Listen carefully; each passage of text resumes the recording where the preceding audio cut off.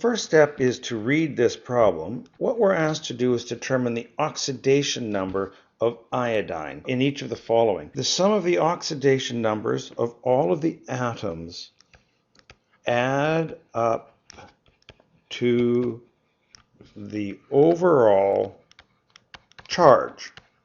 Now, in the case of the first one, IO3 minus, for example, it has to add up to -1, whereas in I2, coming up a little later, the charge has to add up to 0.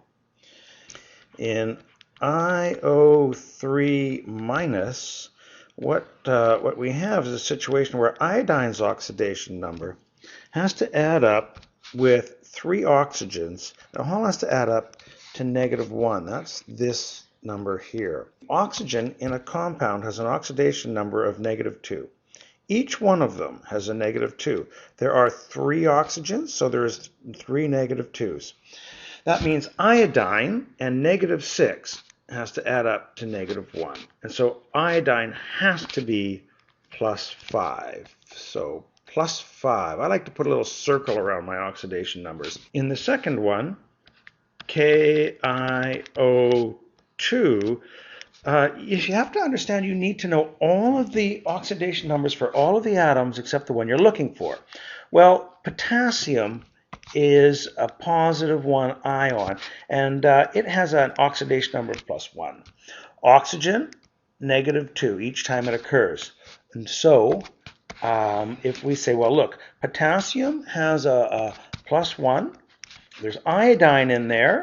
One of the oxygens is -2 and the other oxygen is -2. That all has to add up to the charge, which is 0.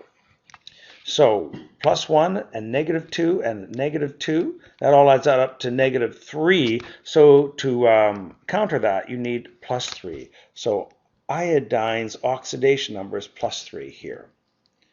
In I2, it's as simple as this. Both iodines have to have exactly the same oxidation number.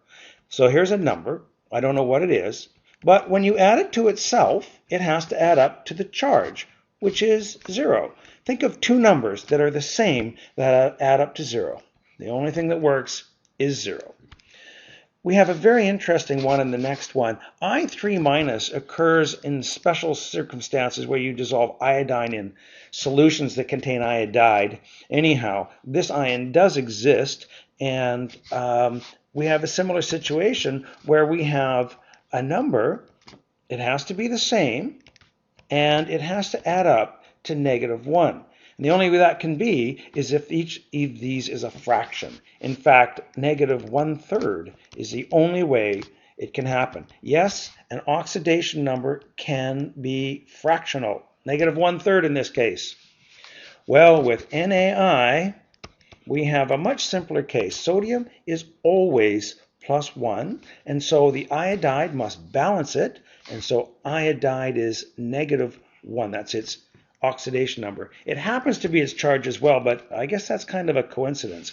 Now here, with the last one, Hi, hydrogen iodide, when hydrogen is with a nonmetal, hydrogen always goes positive.